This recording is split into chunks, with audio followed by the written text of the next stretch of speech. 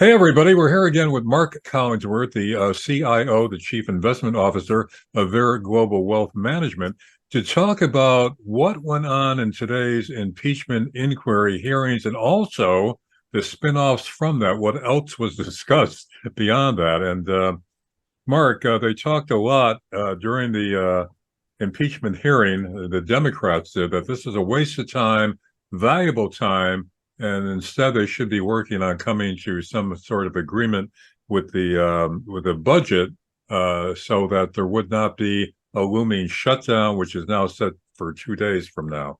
So, was this a false alarm? The sky is falling. Is there really going to be chaos if they don't come to an agreement passing the budget in 2 days from now? No, Larry, I don't think so. We've been down this road a million times already.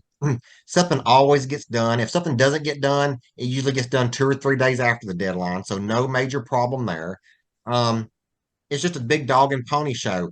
Yeah, it might cause a short-term problem for a day or two, but it always gets resolved, and I see no reason for it not to get resolved this time as it has the last dozen times. And of course, the holdup there is the Democrats want certain things in the bill, the Republicans on other things, and they can't agree on the compromises because each is holding the other hostage in a way with what they want, correct?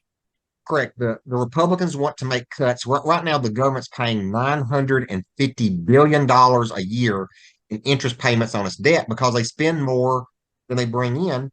The Republicans want to cut back on spending and get all that spending under control, whereas the Democrats want to spend more and more money. And as anybody knows that works, you don't have an unlimited credit card. You can't just keep on spending money and spending money. You have to be fiscally responsible in your spending techniques.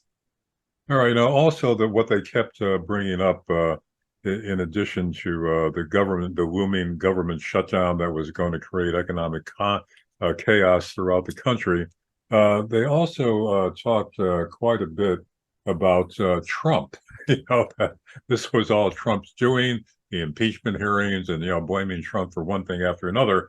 And the most recent indictment of Trump has to do with asset inflation, that he was fraudulently inflating the assets when he went to his assets, what he was worth, what his operations were worth, when he went to banks to ask for loans. Now, this isn't any big deal, is it? This goes on all the time without it actually being fraud, correct? Absolutely. That's a bunch of BS because banks know this goes on all the time. If you go in and say you have $1 billion, no bank is going to trust that you have $1 billion. They're in the business of protecting their money. If Donald Trump told me he had $1 billion, they're going to go and actually check out. They're going to go and have their own guys look at the real estate. And who knows? They may come back if Trump says it's $1 billion. They may come back and say it's $800 million. So we're going to give you a loan for $400 million. They're not going to give him $1 billion loan on stuff like that. One. Second part is how nobody was hurting this. Where's the damages at? Nobody lost money. 100% of the loans were paid back. So tell me, where's the fraud at? Nobody lost anything. So for him to say he has $1 billion in assets when he really has, according to the bank, only 750 million, that isn't really fraud. It's an interpretation of what the assets are worth. I mean, in other words, it's fluid, and that's accepted, and it's usually no big deal. And usually, no one is charged with fraud for, quote, inflating their assets on either side of the aisle, Democrats or Republicans. Correct. If you go out and you get a real estate agent for Donald Trump, he might, he's going to try to boost it up. Another different real estate agent will say something. They all have different metrics, but they're all going to come fairly close. One might say a billion, one might say 700 million, one might say 800 million. They're all going to be in the same ballpark. Maybe not on the exact same base, but they're going to be fairly close together and all of them do their due diligence.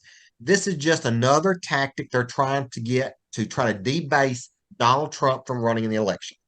Well, also they've not in today's hearing, but throughout any of the statements that the Democrats have been making and the White House, they keep bringing up Bidenomics, touting it as it's working and it's going to be the savior of the economy. Is it working? I don't see it. I see the economy slowing down. I see inflation prices are still fairly high. What irritates me with inflation is they say, well, you look at the inflation rate. If you take out the cost of energy and the cost of food, inflation's actually going down. Well, I don't know about you, Larry, but I drive a car every day and I eat food every day. So I see inflation. So is that actually taken out of the equation for the inflation numbers? Yeah, they run the CPI numbers two ways. They run it with food and energy, and then they run it with food and energy excluded. So we're getting the exclusion of the food and energy. Correct. That's the number that they like to tout so much on Wall Street because the argument is food and energy costs are the two most extreme volatile components of the index. So it just makes sense to back those two out. No, those are the two components that you have to have the most of every day. Here's another thing that's largely misinterpreted and not explained very well. They say, a couple of times they said, well, inflation is only 3%. 1 month it was 0%, according to Biden. But actually, that is just the latest increase over the accumulation of interest, which is up Correct. 14, 15% since he took office. Correct. So, to give you an example, if inflation over the last 12 months went to 10%, let's say it went from December to December and it averaged 10%, well, it's 10% over the last 12 months. But then you go from December to January, it's still 10%. It just didn't go up. And Joe Biden says inflation is flat, it's at zero. I mean, it's still 10%. Or if it goes up to 13%, he says inflation is just 3%. Right? Yeah, exactly. I mean, he's just not there mentally. All right, what I scratched my head when they first started touting Bidenomics, as a campaign slogan. I mean, how could they expect people to react positively to that whenever they go to the bank, whenever they buy groceries, take out a loan, insurance payments, interest payments on their credit card? Wouldn't in their ears be ringing, that's Bidenomics, and not in a favorable light? I mean, I don't understand how they use that as a winning campaign slogan. I don't either. That's one of the things. Like, one of the components of Bidenomics is the Inflation Reduction Act. They're now actually starting to discover that the Inflation Reduction Act is actually causing inflation to go up. Yeah, well, that's another thing I want to bring up. Now, one of the insinuations they make when they tout Bidenomics is that it is working, but it takes time. And eventually it's going to kick in and things are going to be just rosy. You're saying that it's not kicking in, or at least no signs of it so far. Well, I'll give you an example. In the Inflation Reduction Act, they allocated for more solar panels to be built, more EV cars. Well, the problem is those industries were already struggling, right? And most people only got into them because they got these massive tax credits. There's so many people jumping into that industry now to get the tax credits for buying the stuff. The demand is outstripping supply. So there's all the solar panels out there, all the solar panels have been bought up. Now they're having problems with the components. So they're now having to raise prices on the solar panels because they're in such high demand because people are trying to take advantage of the tax credits. And so the solar products that were supposed to be coming down in prices are actually going up. It's getting more expensive now to buy the products because the government is making it such an incentive to buy the product. Well, let me ask you this. Between now and the election, the presidential election, is there any chance that Bidenomics actually will kick in and the economy will improve appreciably under Bidenomics?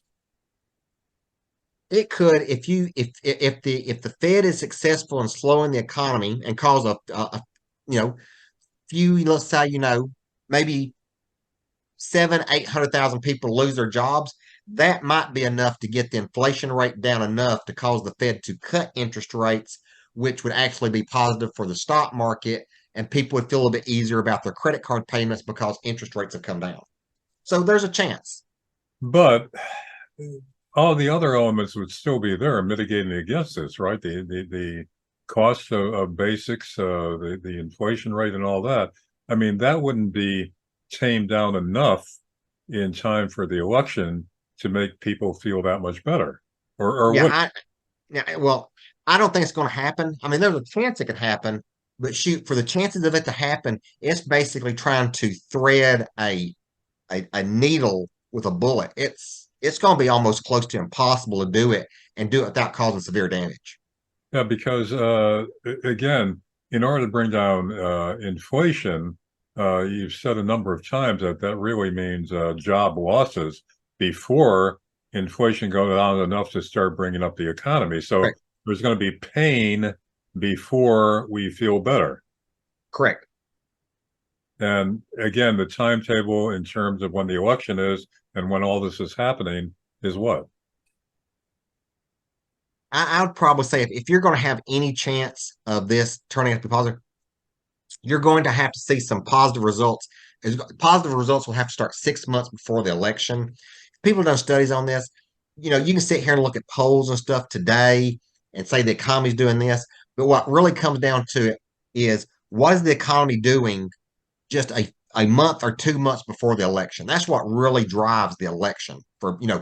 As I say, they vote with their pocketbooks. It doesn't matter what happens in February or March of next year. What happens in September and October of next year is a lot more important. You've always heard the October surprise or the September surprise for politics. That's really what that is. All right, as James Carville, Clinton's campaign advisor, once famously said and often repeated, is in terms of getting elected, in terms of a successful campaign, it's the economy, stupid. That is correct. It really is. And that holds up today.